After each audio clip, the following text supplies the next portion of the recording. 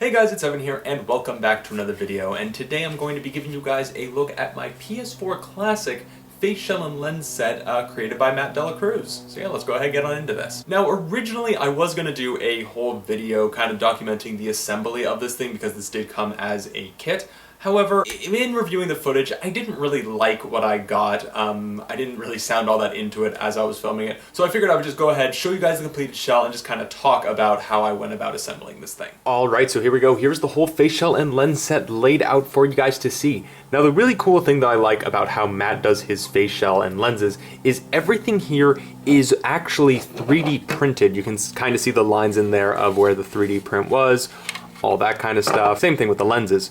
And the really nice thing about this is that he is able to 3D print the shell and the lenses to fit each other. So the nice thing about these lenses, they were ready to go when I got them. Did not have to worry about any heat shaping or anything like that, because as everybody knows, heat shaping, when you're trying to get it perfect to line up with the shell, it's such an absolute pain. And then the other great thing is for the magnets, he has the holes ready to go. So all you gotta do is put a little bit of glue in there, push the magnet in, make sure the polarity is correct.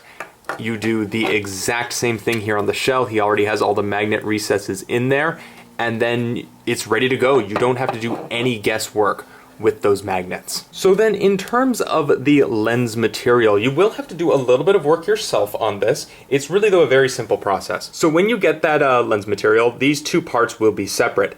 But you can kind of see here the white line. Matt does include the lines drawn of where you will need to cut that lens material so it fits in perfectly with the lens. Now, one of the interesting things I wound up doing when I actually cut these out, this was totally by chance. My lens is able to just snap right in there with those insets, the spots that he has for the magnets. So I'm not actually going to be gluing this lens down. It stays in there. It's not going anywhere. So pretty much if I ever need to touch up my lens frames, if I want to touch up the actual lens material itself, I can just pop it right out. I don't have to worry about glue or anything like that. Now, I did get a little bit of a scuff here on this lens.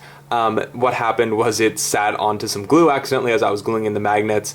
It caused a little mark, kind of sanded it down, spray painted over it, and it looks just fine. You really can barely notice it. And then in terms of lens material, Matt uses what I believe is this, like a computer, it's like a fan filter type thing. You can kind of see the holes there.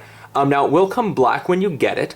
All you have to do is spray paint it with white spray paint. Now, I was considering doing a demo video for this, but I didn't want to get spray paint on my camera. Basically, what you do is you take your lens material, you set it down on something, you hold the actual spray paint can about a foot away. You don't want to be really close because then it'll get paint into the holes. You lightly mist the material with the spray paint until everything is totally white, and then this is the end result, and it looks really good. And I've even noticed that there is a little bit of a shine to the lens material, so it almost looks like it's reflective even though it is fog-free. And then of course attaching the lenses. So with those magnets all being ready to go, you just kind of snap on there,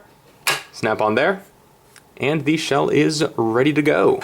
And then in terms of how well this shell fits my face shape, Matt does offer a variety of different sizes. Basically, you just let him know what your head circumference is and he'll be able to help pick out the right size for you. So if I put that up there on my face, that thing fits really nice and tight.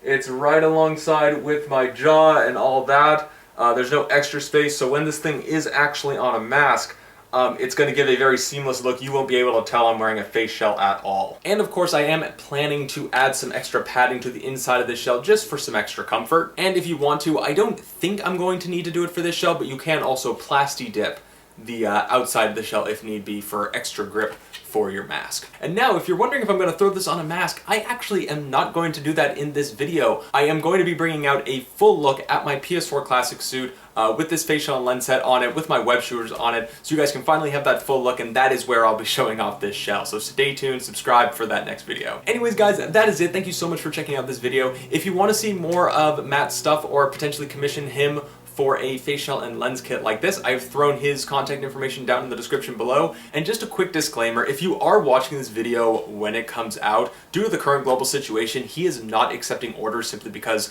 mail can't really be shipped in or out of his country. But yeah, once this whole situation passes and the world kind of opens back up again, that's when he'll be accepting commissions again. Just keep an eye on his page and he'll keep everybody updated. He does a really good job of that. And yeah, of course, if you want to see more of my work, go ahead, hit that thumbs up button, hit that subscribe button, check out my social media links down in the description below. Would love to have you guys see more of my stuff. But anyways, guys, that is it. Remember to stay frosty. I'll see you all in the next video.